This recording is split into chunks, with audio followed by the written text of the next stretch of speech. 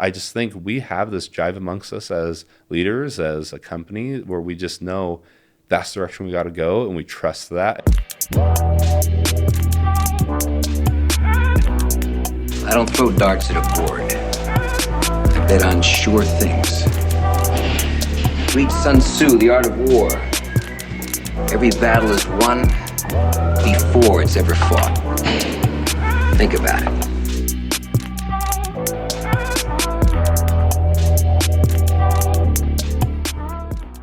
Welcome to another episode of the Profitable Property Management Podcast. I'm your host, Jordan Moyla, and today I have Landon Cooley on the show. Landon, thanks for coming on. Absolutely. Thanks for having me. Landon, I've enjoyed seeing your presence in the industry. You've showed up here two years ago, tops? Yeah, I've been April of 2021. NARPM Broker Owner was our first national conference. And you have leaned in aggressively. You've made a lot of relationships, connections. I've enjoyed getting to know you. And I want to hear a little bit about your story. And I want to start with your entrepreneurial background. Sure. Where were you first exposed to entrepreneurship? How is it that for you that became an option on the menu of life choices to choose? So yeah, something unique about me. So obviously we're involved in the pest control industry. I'm actually a fourth generation pest control business owner. So currently there are 3 generations of Cooleys owning pest control companies, all separate companies too. And so my grandpa is in his late 80s, still lives in Southern California, still has a small one-man show operation. My dad has a good size, respectable size business as well in Southern California. And then outside of Pest Share, my business partners and I, Justin and Tom, who many people know, we own a traditional pest control company as well in Boise, Idaho. And so it's just bred into me, I think. I think back, my first job was at Qdoba Mexican Grill. One of my best friends, his dad owned the franchise, and my dad really wanted me to experience just a traditional interview for the job, get the job. We did it part-time during sports through the summer. And then not long after, I remember at least in California, back then it was common to have house numbers on the curbs. And I remember I started a little business and put flyers up in people's doors. They would tape them on their mailbox as a sign of, I want you to repaint my numbers on my curb. I did that, and it wasn't too long after I started working in my dad's company. And I just, I'll say this, at a certain point in my life, some of the best advice I've ever got from a guy, didn't even know, can't remember his name. I hit a point where I was really considering like going to college and considering what do I want to do. Pest control was very much so on the list of options, and there was this path that I was seeing of which I could go and ultimately own my own company and do what my dad did. But I was like, do I really want to do that? I looked at my cousins, other family members hadn't done that, siblings. And this guy told me, it's not about what you do, it's about playing your best hand. And that just hit me, and I thought, I'm going to play my best hand, which is definitely this pest control gig. And so that just cascaded into numerous experiences and owning businesses involved in different things. But I think really started to kick off my entrepreneurial spirit for sure. Now, I don't know anything about running a pest control company, so I'd like to find out. Tell me, what is it like running a pest control company for those of us that don't have that exposure? Yeah, it's a lot like a property management company. There's tons of parallels. It's a traditional industry. It's been around for a long time. It's absolutely a necessity for a lot of other industries and for people. Like in a traditional pastoral company, you have service technicians that go out into the field every day. They run service routes and go to either people's homes or businesses and perform professional pest control treatments. And so there's a good balance of traditional labor dynamic, but also with a level of professionalism. There's a lot of regulation and compliance involved, licenses. And so when I look at property management, I see a lot of parallels in that regard. There's definitely a lot of red tape that I think keeps competition out, allows price points to stay relatively high. Again, keep it a professional service. We call it a recession-proof business. It's not sexy. It doesn't boom when things are crazy, but it definitely does not fall off the map either when things get rough. And so we've always loved in that regard, and produces recurring revenue, which is great. So It's grown way more competitive over the years. I think that's what led us, partially what's led us down this road with Pest Share, of just being innovative and creative and kind of staying in our lane with pest control. But overall, we have a great company in Idaho that's a lead competitor in that market. Awesome team running it, and it's always been a great business for us. So pest control tends to work on a recurring revenue basis as opposed to one-off billings? Yeah. So there's a couple different sides to it. I'd say on like the urban residential side, traditionally people will sign up for a quarterly service program. Plan. Yep. Yeah, and that's like a routine exterior service, typically focused on more general pests, with what we call them. So like spiders, ants, like more nuisance pests. Many different segments of the industry. You have the commercial pest side, which is this hotel or whatever. Every commercial building out there typically has pest control, which is a very different approach, but similar, recurring in nature. And then yeah, you typically get into a side of it as well that is more done on a one-time basis. And when you're dealing with certain types of pests, like take bed bugs, for example, that treatment is done, it's really can't be prevented. You have to wait for something to occur. And so it's a very technical, multi-step process, multi-step treatment that you go through to handle something like that. So you kind of get this other dynamic of services that comes up as well that are more on an as-needed one-time basis. And what are the adjacencies? What is, like, this random example, but what's the difference between pest control versus rodent removal? Yeah, so we really kind of put them all in the same bucket. I mean, in pest control, you have insect control, you have rodent control, you have termite control, kind of another segment of that, wildlife removal. So there's several different segments of the industry. Not all companies do everything. Some companies only do residential general pest control, like insect control. Maybe they'll do a little bit of rodent control for that. And then you have some that are very robust. I mean, they specialize in all these different areas and have different teams. I'll say that about our company we own in Idaho. It have several different teams that have people that specialize. We do some ornamental services as well for like lawn care and stuff like that. So yeah, every company is a little different. Some are more diversified than others, but there's merit in whatever approach you decide to go to. A lot of successful companies that only stay in one segment, really. In every industry, there is knowledge asymmetry between the service provider and the consumer. For me, if I go to the mechanic and they tell me I need a new transmission, I can't QA that. I can get a second opinion, but I am not going to go look under the carriage, and if I did, there would be nothing for me to see. Yeah. For the service providers that you're talking about with pest control, how would I know if somebody's ripping me off and spraying lemon juice around my house versus the real thing? Unfortunately, it's a concern. I will say this, though. I'd say that's a very natural concern we get a lot of, like, are you just spraying water, And like, and really, I've always been impressed with the pastoral industry just holds a high standard. And I think part of it is the state regulation that gets put upon us that just makes us innately be more professional. But there's very specific label guidelines for every product we use. There's extensive documentation process we have to go through for everything we use. And so I think in all that, I think it's just made the companies of the industry really focus on offering good service and being professional. And so with that, though, yeah, like that is a hard thing. Like, say they come spray your house, you can't typically see it, and there's really no obvious sign. I mean, sometimes maybe they swept the spider webs down or something like there, or they put out a bait station for rodents. There's a few things you can see, but you can't see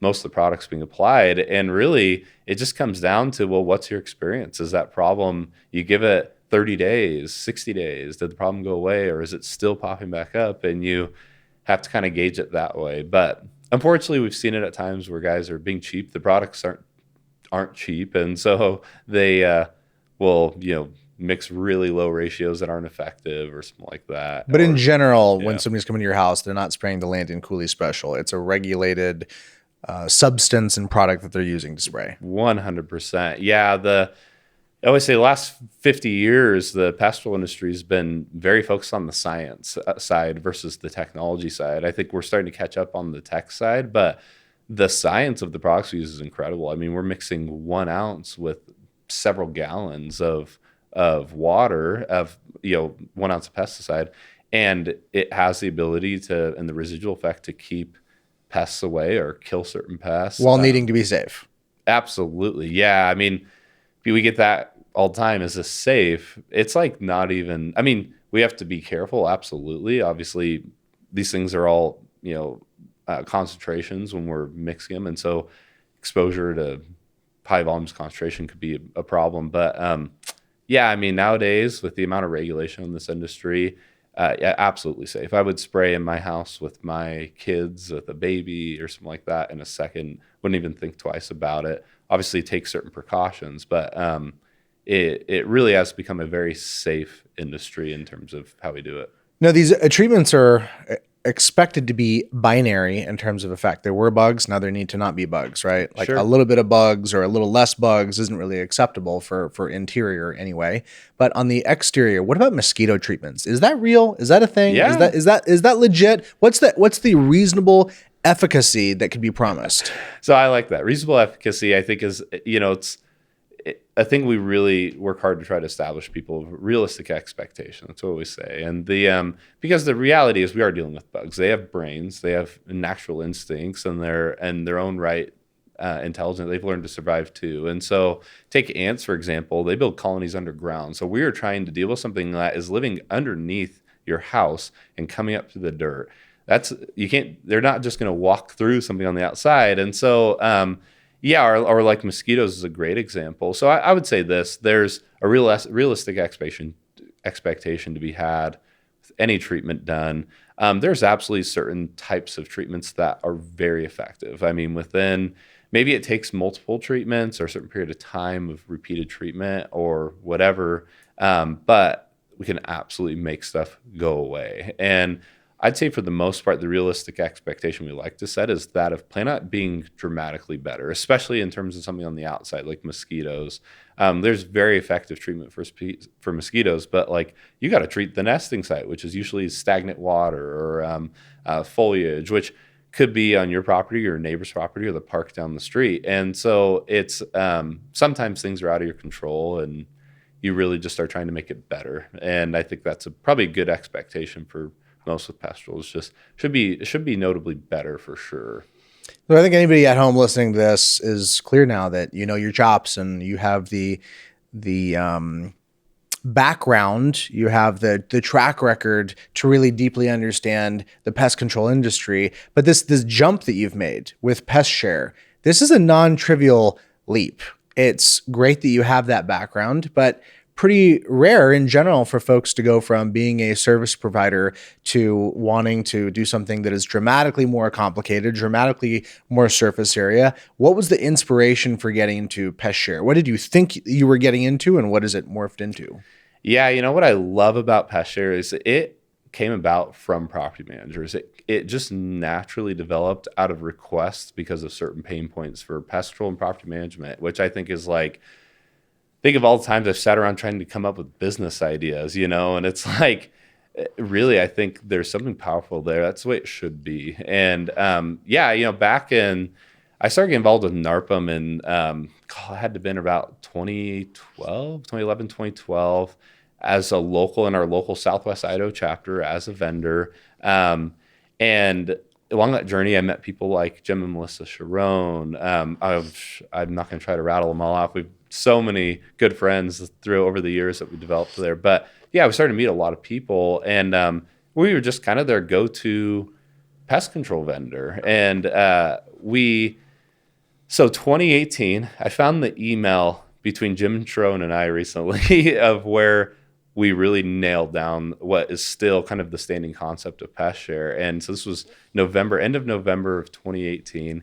And, leading up to this, they, along with a few others, had reached out and were like, we've got this problem in property management. We do a lot of pastoral work orders, and the lease says the tenant's responsible for pest control, yet there's all these scenarios where that doesn't really work. And we, at the same time, resident benefit programs started to become more and more of a thing. And so that's really where it began. It was like, can we take these specific pain points, these specific pests that seem to cause most problems? They can live with the occasional spider. We're not trying to solve those problems. It's like bed bugs and cockroaches or fleas. Even ants can be really, impactful on your health and welfare, within your home. And so, how do we find a solution for that?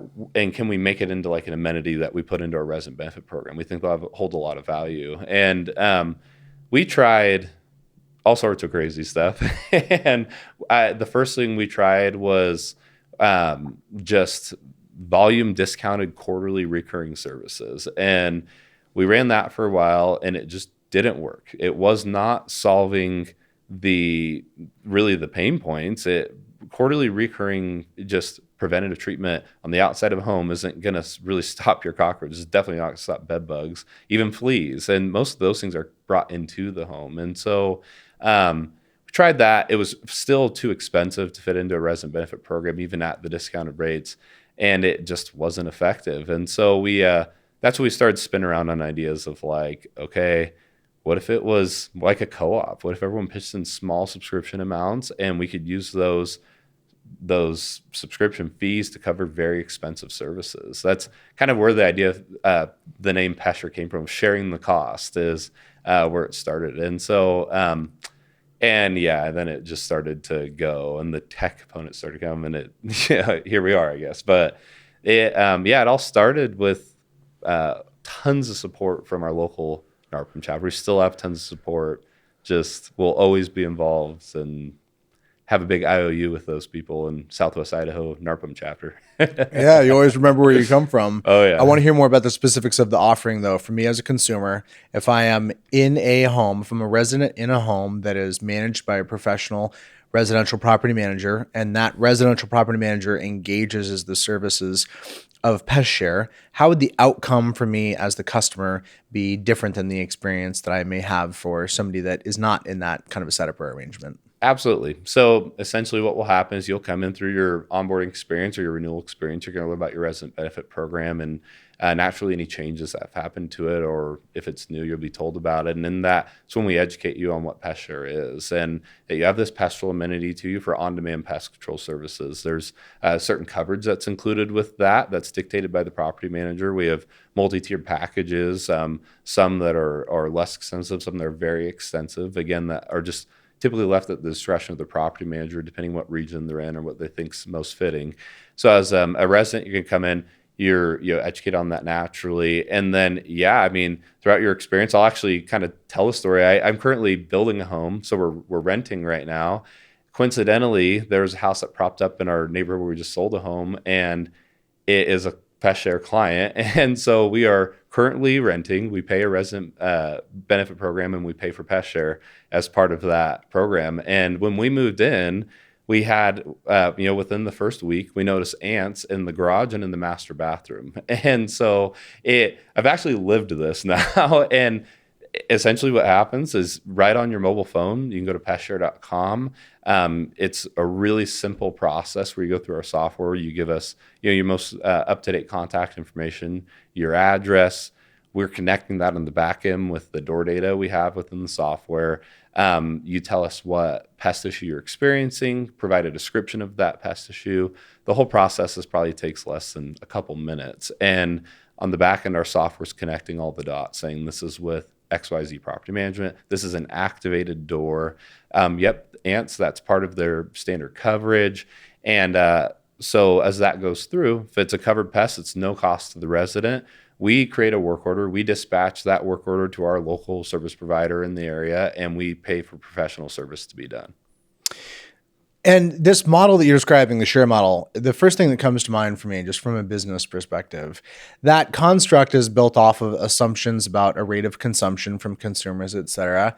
What if we have a weevil scourge in a given part of the country? How do you think through that kind of actuarial model and its implications? Yeah, in all transparency, I think there's some things to be learned in that regard. But so 2018 is when we began really deep diving in and looking at these things of like, by pest, what could we include? And then that research started to expand out to, well, what are weevils like in Florida? Like we live in Idaho. In fact, Idaho of all markets is probably not the best place to come up with this idea, but no, there's probably a couple things I could say on that. On one hand, we've done extensive research, and yeah, there could be some catastrophic infestation of something, but historically speaking, that's really doesn't typically happen. And most infestation rates or occurrence rates, if you want to call them, on the individual pest are relatively consistent actually across all markets. Of course, I call it the southern quarter of the country that is, got a unique pest control problems in terms of roaches or ants. Think of Florida, Texas, making way through those southern states. But the other upper three quarters are really actually pretty similar in terms of what's common and what's not. And so, yeah, I'd say we've been very pointed in what we include and what we choose not to include. And then we try to back that up against, really our client is the property manager. Our focus is providing excellent resident experience, but there's a fair, reasonable balance to be had between what does our client need and what are they willing to deal with price point wise, and then while providing a valuable experience to the resident. And so through that lens, that's where we come and start to say, well, what are the pain points? Yeah, like roaches, for example, that's a big one in this industry. It's bad news as a property manager when you move and have roaches left by the previous tenant. And a lot of pain points spiral out of that. And so, yeah, that's really when it comes to what we include and don't include, that's really our focus versus I hate spiders. I mean, let's say spiders, for example. A lot of people hate spiders, and we have options for that for sure. But that's not necessarily the first pest we think of like what causes the most pain points in property management. One of the key axioms being a vendor in this space is choosing whether or not you will commit to working exclusively with residential property managers versus direct to consumer. How do you guys thinking about that? What's been your experience thus far? Do you plan to stay working with professional PMs? Is there any consideration of potentially having a direct to consumer offering as well? Yeah, so I think it's fair to be said that the way in which we offer pest control is extremely unique. No one's done it before. We've made this up. And so looking through the lens of the pastoral industry as a whole, the pastoral industry only serves 15% of U.S. residents. And yet 86% of U.S. residents have an experience of pest infestation every year. And so there's a big gap there. And we think really with what we're offering, it's unique. It's not recurring service. It's on-demand service that's very tech forward, that provides quick access to service, but allows us to offer cheaper price points and get really the same end result. And so through that lens, we absolutely think that Pest Share could have a place in a direct-to-consumer model where we could really bring a new offering to the pastoral industry and open up a new market segment in the pastoral industry as a whole. With all that being said, we are hyper-focused on property management, and even more so, I'd say, in SFR. We've absolutely support multifamily clients, and we have some HOA stuff kind of spinning up as well.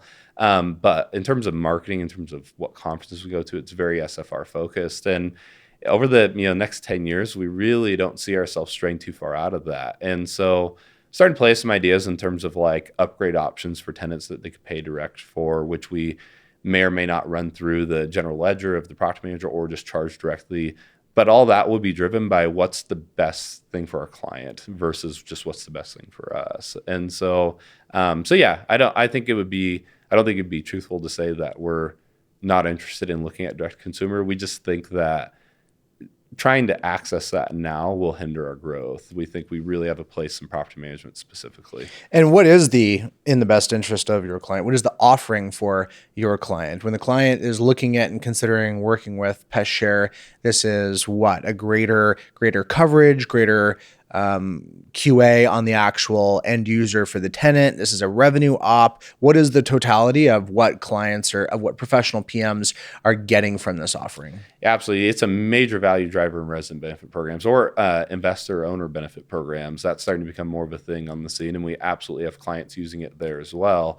And so I think that's the big thing. It's major value driver there, absolutely enhances resident experience, which we know trickles off to several benefits for the investor, for the PM, for everybody. The other side of this is our software is one of which is meant to be plugged in and not to require the property manager to interact with it. Our thought on this is we see that pest control is not this major pain point. It's just a part of maintenance, and honestly, even compared to like HVAC, for example, it's really not that big of a pain point in terms of maintenance. And so our approach on this is, how can we just take this off their plate? What can we do from a technology perspective with our team and our resources to make it so it can be plugged into a resident benefit program? It can generate significant ancillary revenue for them through that program. And then we can just kind of take this annoying thing away and enhance resident experience. And so I'd say that's what it is designed to do. It does it well. We are seeing overall price points for resident benefit programs going up dramatically with our clients, and the overall the wholesale rates at which we offer our product to our clients are of such that they can still include their fees on top of that and have it still be significantly discounted compared to industry standard pricing for similar pest control services. And so but that's our big focus. Absolutely had a lot of traction in the resident benefit space. Tons of happy tenants that leave Google reviews and on our clients' Google pages. And I'd say more and more as our tech grows, we're leaning into that and saying, okay, how do we just offload more and more and just deliver information as they need it, however they want to receive it. Now, you still own your existing pest control business, correct? Correct. And is that business doing well? Is it profitable, et cetera? We have a rock star team that runs that business. Justin, Tom, and I own that. We're co-founders together in Pest Share as well. We own that company as well. It's called Pestcom. It's in Idaho. And yeah, those guys are unsung heroes. They're keeping the business growing at a respectable rate. I mean, right now is an awful time for service companies. Inflation is just killing us. And so, but despite that, they've grown. We've been really responsible for how they run the business and have allowed us to stay focused over here. So in light of that, why go through all this trouble, Landon? Why not just keep running that business? Why not expand in multi-market? You knew it. You understood it. It's in your blood. Why? I just can't not is the bottom line. I say this on behalf of us, really our whole team. It's but for me and just Tom as co-founders, it is ingrained in our DNA and to just always be pushing. And I think as I look back at when we were having those early day conversations about Pest Share, and I will say this, I never thought it would come to this. I mean, if someone told me, hey, by 2022, you'll be sitting here doing this, someone told me a year ago, you'd be sitting where you are, I would just be like, no way. And I specifically remember having a conversation. I was driving away from a client's office. We were exploring these ideas of 2019. And I remember talking to one of our employees at the time, telling him, like, yeah, this is a cool concept. I think it'll be a really good market specific property management program. I mean, it could totally go national. I just don't think we ever will. And so Justin and Tom, they're brothers. They're we'll make a little side story with this, but when this very first started, I started rolling around these ideas. We weren't business partners. They were competitors of mine in our local market. And long story short, we ended up merging our businesses. And that was this was 2020.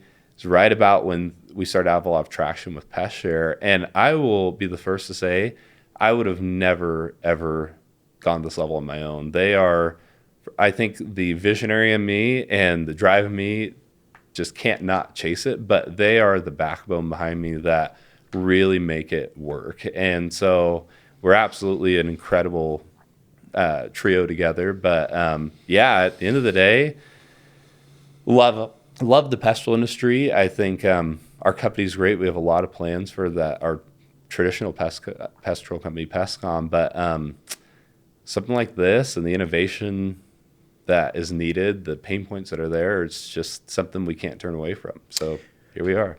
One of the things that I like and appreciate about you is that you have that SMB blood in your background and in your DNA, as opposed to that finance background or that Wall Street background. There's a lot of backgrounds that you can use as a staging ground for becoming a successful entrepreneur, but SMB is what I know. It's what I deeply relate to. It defines my commitment to this segment because I'm aware of the impact, this disproportionate impact I can make for good or for bad. The reality is, if you're selling as a vendor into a Fortune 500 company, whatever you're selling, it's not going to tank the company. It's not going to make the company dramatically more successful. It's going to have a nominal impact that's diluted by the size. In SMB world, you can really have a big impact, and you get to see and face and meet the people, and in some cases, the families that are also impacted. That gives me a lot of satisfaction. So as you think about this segment and these people that you're getting to work with, I have to imagine that has informed the go-to market strategy, which is a fancy way of saying the sales and marketing plan that you execute. You've come into this industry fairly fast, fairly relational, built a ton of relationships, a lot of goodwill and rapport.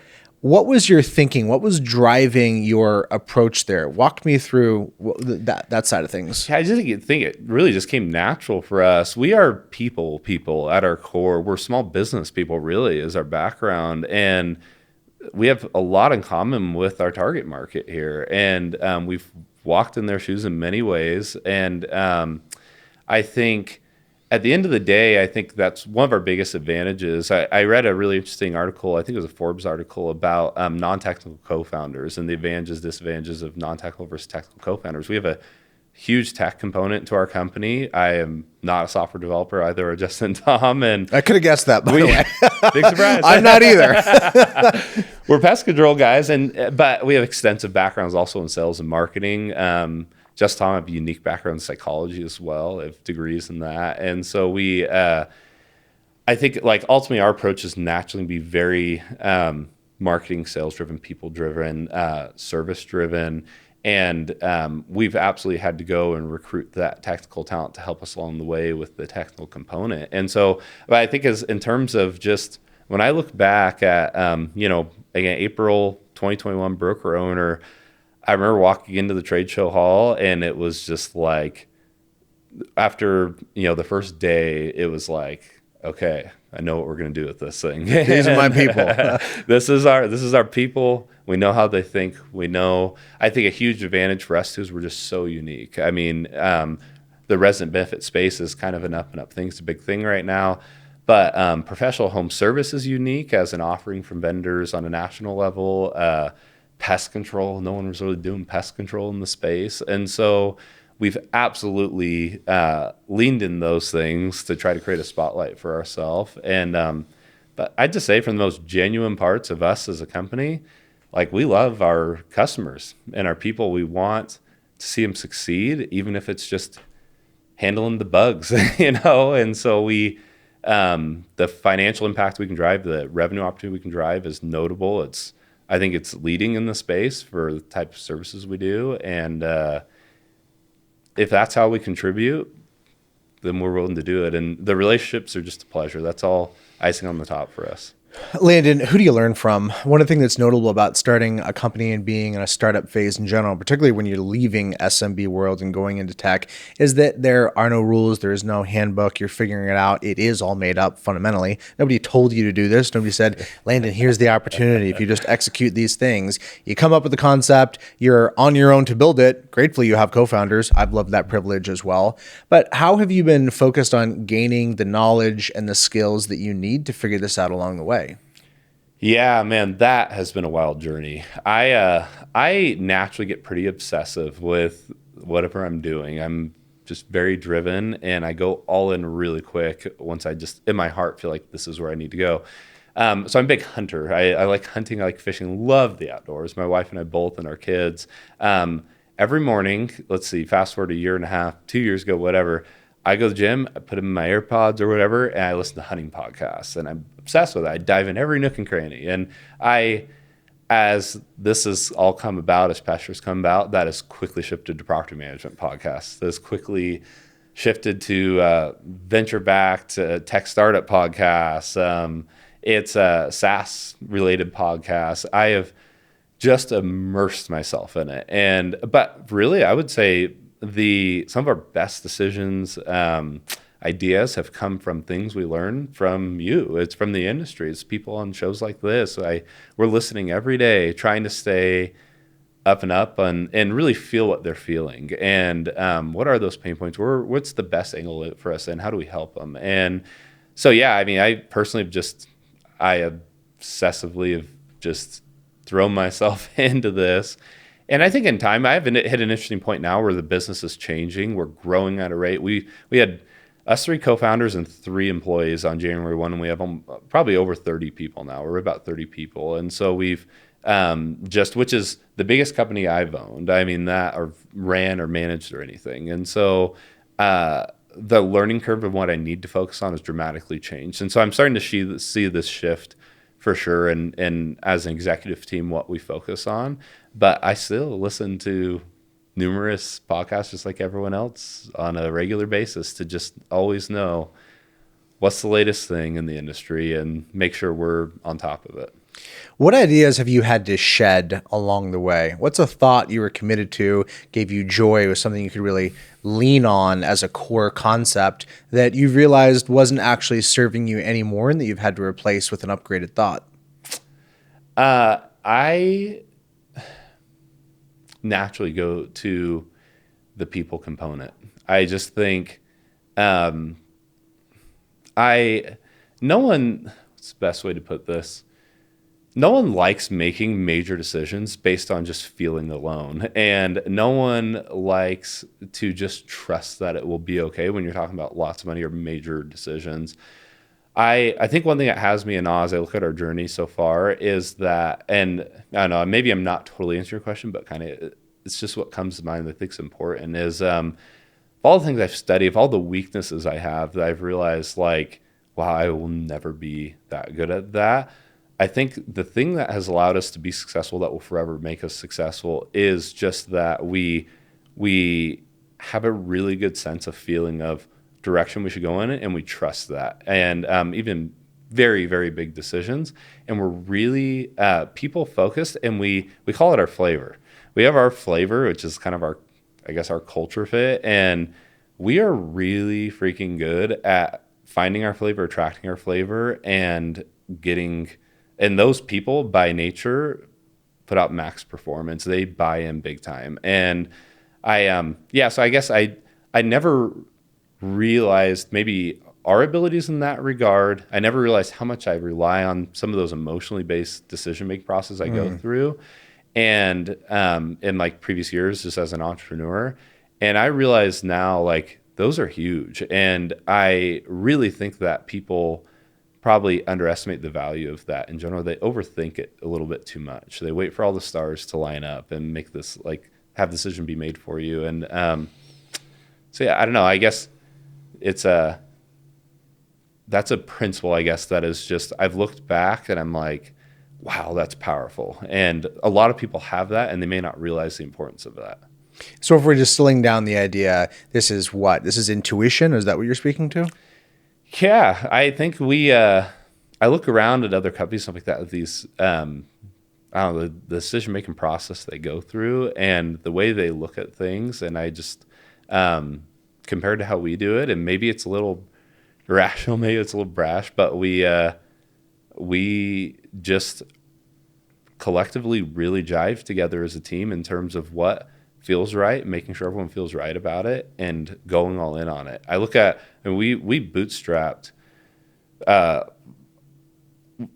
whole, pretty much first year on the scene. It was a lot of money, and we were not planning on it. And like, it was just, we were just running. We went to broker with no plans of going to other conferences that year. And I look back at the amount of money that we personally spent and the decisions we made, and I just think, wow, like that was really risky. And I think of people that may have go through that same experience and would have not taken the risk, but we just, like call it intuition, I just think we have this jive amongst us as leaders, as a company, where we just know that's the direction we got to go, and we trust that, and we make it work. And it's sometimes just pure grit that's getting us through it.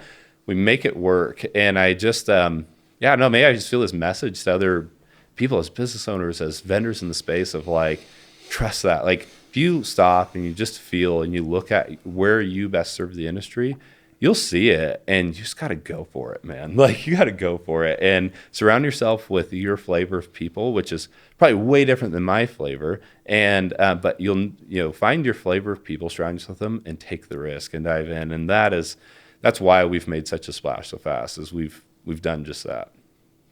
When you mentioned earlier getting obsessed with things, what's interesting to me is that word is used in a somewhat cavalier sense. I was really obsessed. I was really focused. In an entrepreneurial context, if we strip that back, my experience and what I've seen in others is obsessive in a more clinical sense. Obsessive in a clinical sense and a therapeutic sense is more directly viewed as a negative. This person has an obsessive disorder, OCD as an example.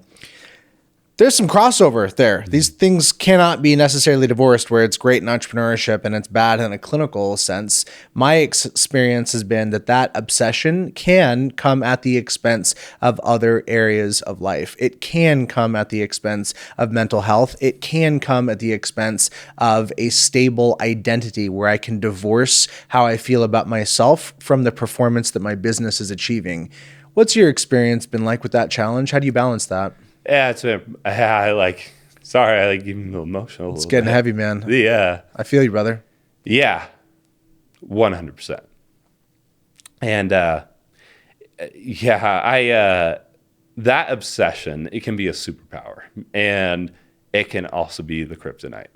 And, bridling that is absolutely essential. Like, I look at our team and I look at our co-founders, look at myself, and absolutely push that probably too far in some ways. And so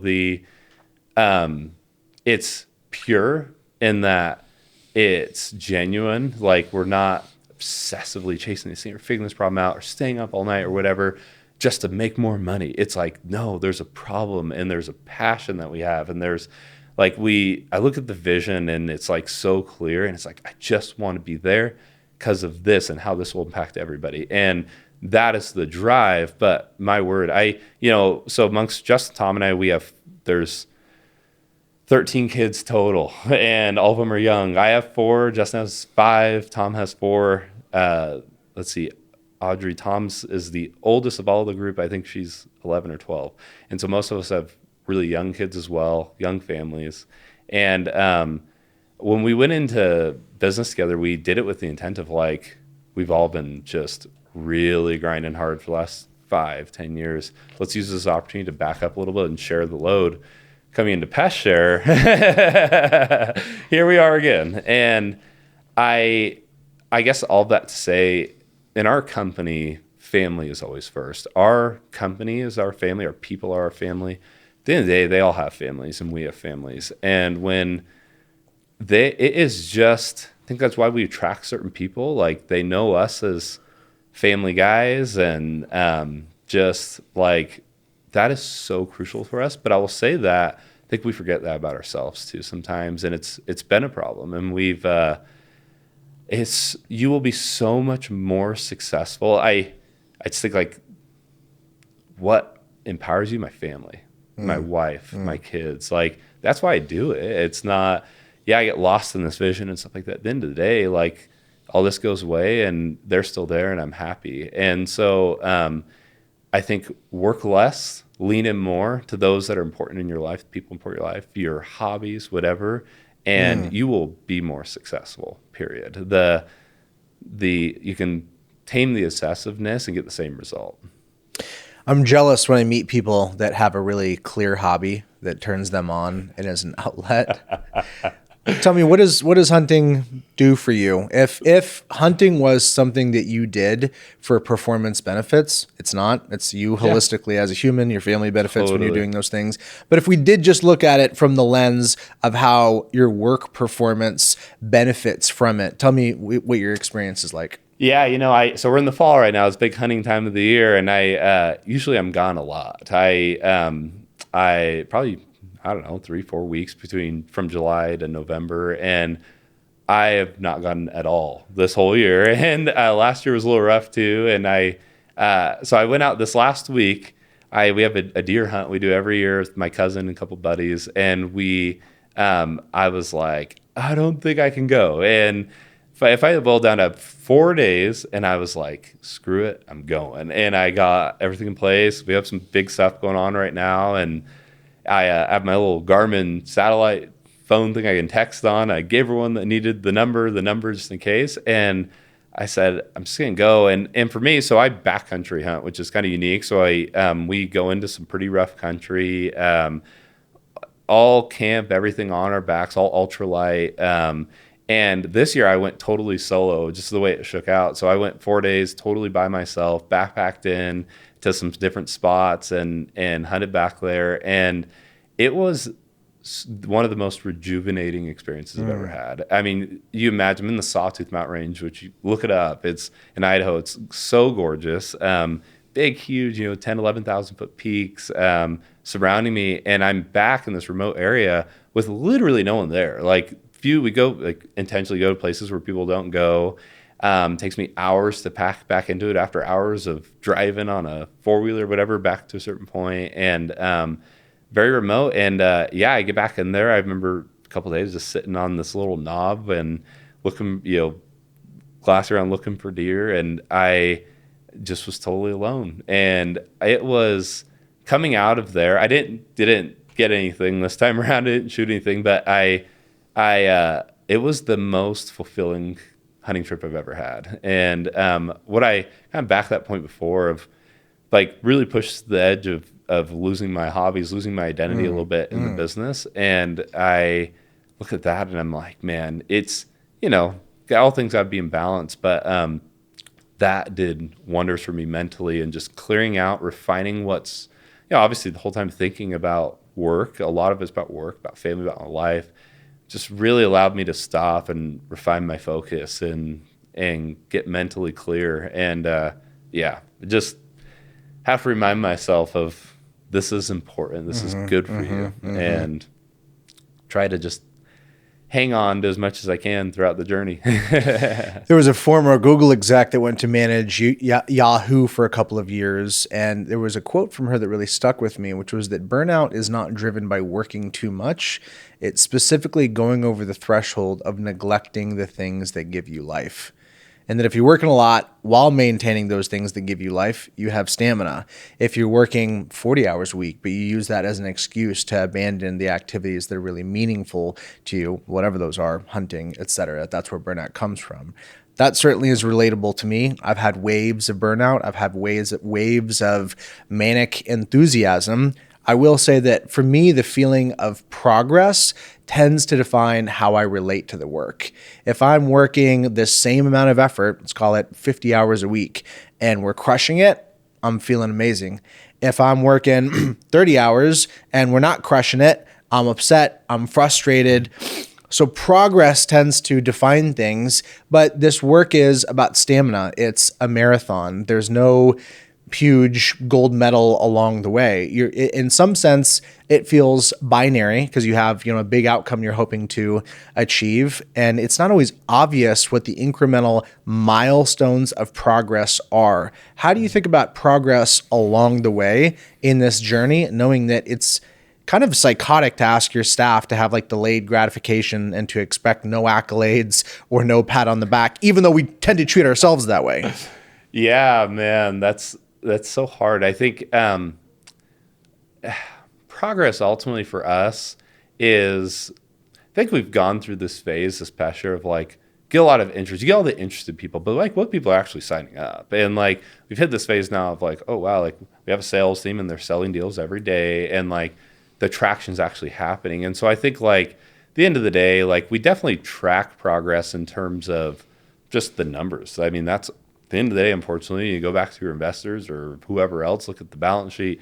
That is all that they really care about. But I think there's this other side of progress of where we're going. And I think that when we're winning on the balance sheet, absolutely, there's this very secure feeling of progress. And but there's this other like really exciting, impactful feeling when the vision starts to be fulfilled, and maybe it's being fulfilled in a way of you've developed a new piece of software, and the clients are saying, "Wow, this is awesome," or like your resin experience just increased a little bit because when you rolled out, and you're just seeing certain things take traction and start to form. And I think our team is really sees that, and they feel that, they see where we're going, and that feeling of progression into the future is really invigorating and exciting. And I think that as a leadership team especially, really, we talk about that a lot. We live in the vision a lot, and it fuels us. And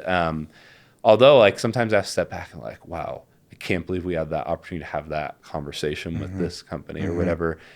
And it may not ever lead to any actual business, but the sheer fact that we're sitting here today, we had this calculated approach to get to this point, and we got there and we had that conversation, and we see it going in this direction is whoa, that's cool, and it is totally a feeling of progress. And I think there's just this other side of progress outside of the numbers itself that you gotta be careful with for sure, but is really exciting and fuels the team. Landon, the good book says, where there is no vision, the people perish. I think about relating that to the visionary, the function that they hold. The visionary casts what could be with sincerity, not to blow smoke in anybody's butt, but to really commit to what could be, knowing that, again, there is no permission, there is no promise, but with enough dream and enough belief collectively, that essentially is the seedbed of what attracts the talent, the buy-in, the drive to make something from nothing. And it's people like you with that optimism, man. That's part of what you're bringing here, is the optimism to this space. And I want to say thank you. I appreciate the optimism that you're bringing to our industry. Yeah, I thank you. And I think, I just encourage everybody to, I'm a big visionary, obviously. That's part of my role as the CEO of the company. But if you're a one-man show, you can have vision, and it's important to have vision. I would say you need to have vision. I know when back up 5 years ago, and I was sitting at my desk at 5 a.m, reconciling accounts and QuickBooks for our pest control company, just so not what I was meant to be doing, but what I was doing. And I always had this desire to grow and desire to be something bigger, never wanted to just kind of stay small. But I never understood the concept of that, of having a vision and how that can work alongside implementers in the company and operational people. And I quickly really leaned into EOS and our company. And that vision, is not just me, it's led by me, but is totally developed by our leadership team as a whole, especially our executive team, but really our leadership team all contributes. And it is so critical. And I think of, man, I wish I had that back then. I look around, I see our clients and people here, and I'm dream. As one that struggles dreaming, honestly, I'm kind of I'm a realist, I guess. I've had to make myself more of a dreamer. As I've lived in that, I allowed myself to dream, bigger things have happened. And it sounds kind of fluffy, I guess, but that was my experience. And I look around, I know that's your experience, and see other people have had big success. It's their experience. Read the books, that's their experience, And so I just, vision is key. Everyone can have it, and you got to have it no matter what size company you are. Let's leave it there. Thanks for coming on, Landon. Thank you. Jordan here, asking you, what do you got? What is a question you want to ask me? Can you stump me? Can you throw me something hard, perplexing, vexing, something you feel tied up in knots with? Throw it at me. I'll do my best to try and answer that question, to dissect it, to parse out the nuance, and maybe help you get a bit more clarity. I'm looking for questions as the basis for creating content, and you're looking for answers as the basis for clarity. And wouldn't it be perfect if those two things matched up? Drop a comment, send me an email, jordan@leadsimple.com. Let's stay in the conversation. Peace.